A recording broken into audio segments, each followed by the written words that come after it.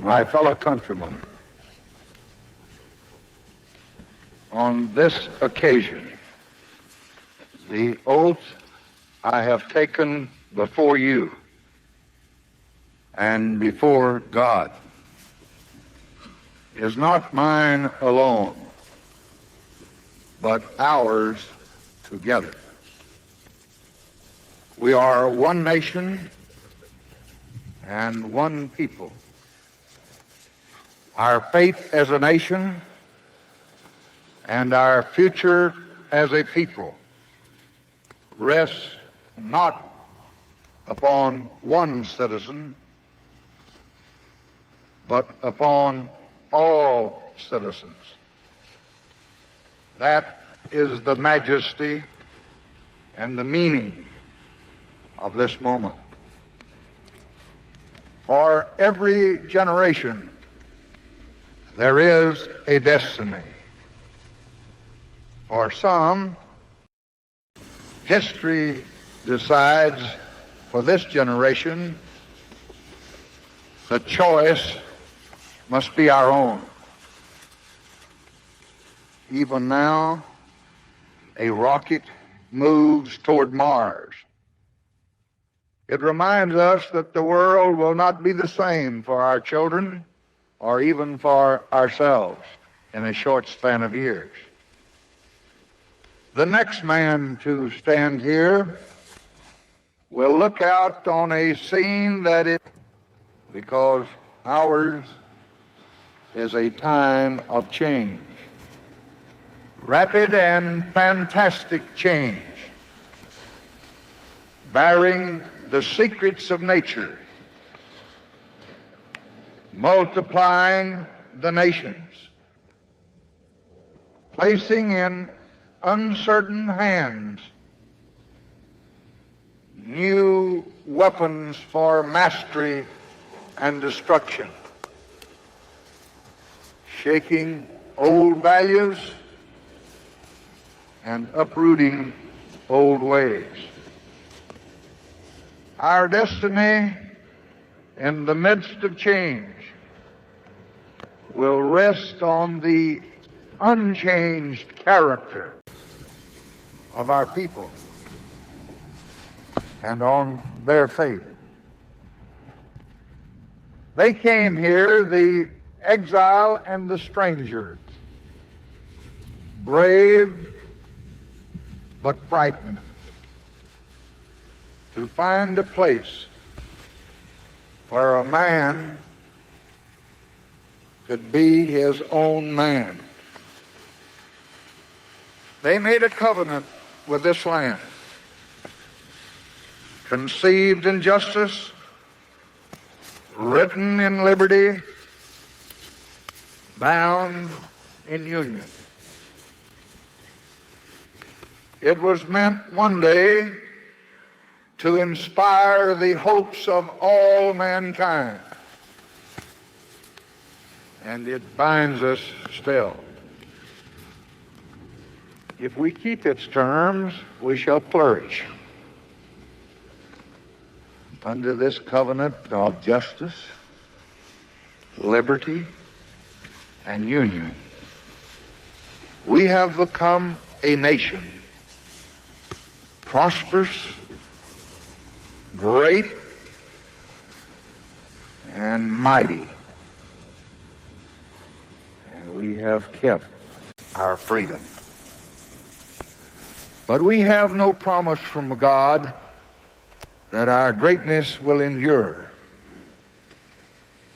We have been allowed by Him to seek greatness with the sweat of our hands and the strength of our spirit. I do not believe that the great society is the ordered, changeless, and sterile battalion of the ants. It is the excitement of becoming, always becoming, trying, probing, falling, resting, and trying again.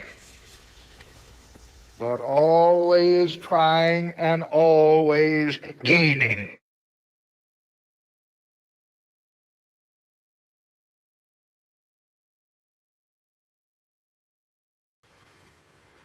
In each generation, with toil and tears, we have had to earn our heritage again. If we fail now, then we will have forgotten in abundance what we learned in hardship. That democracy rests on faith. That freedom asks more than it gives.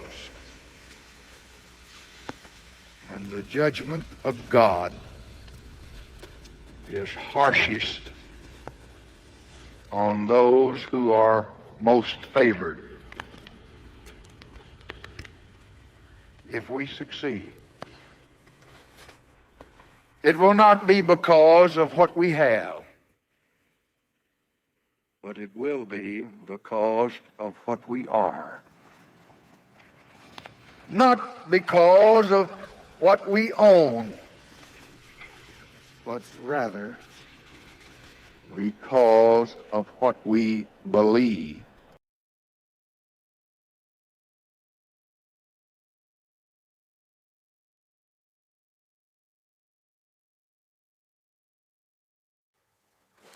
For we are a nation of believers.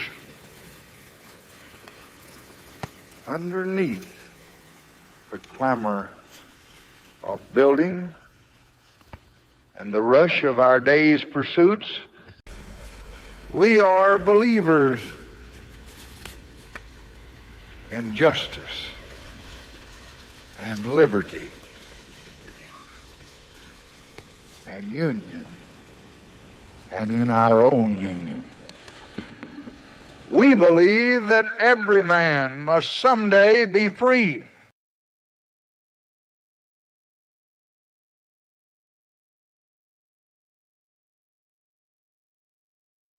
And we believe in ourselves. And that is the mistake that our enemies have always made. In my lifetime, in depression and in war, they have awaited our defeat. Each time, from the secret places of the American heart, came forth the faith that they could not see or that they could not even imagine. And it brought us victory, and it will again.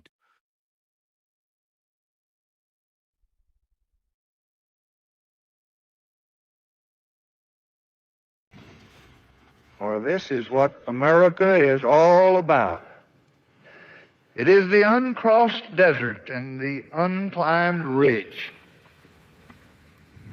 It is the star that is not reached and the harvest that's sleeping in the unplowed ground.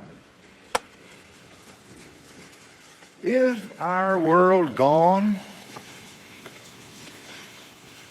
We say farewell. Is a new world coming? We welcome it, and we will bend it to the hopes of man.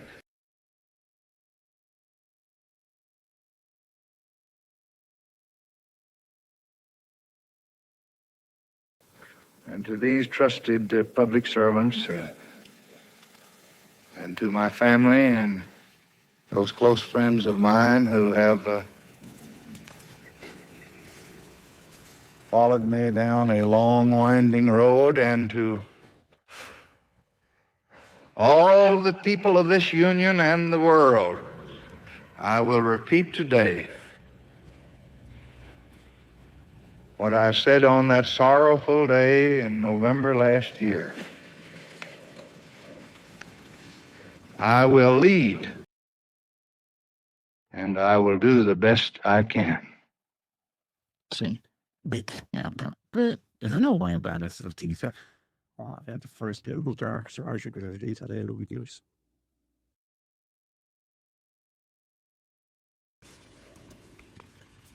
But you must look within your own hearts to the old promises and to the old dream. They will lead you best of all. For myself, I ask only in the words of an ancient leader, give me now wisdom and knowledge, that I may go out and come in before this people. For who can judge this, thy people, that is so great?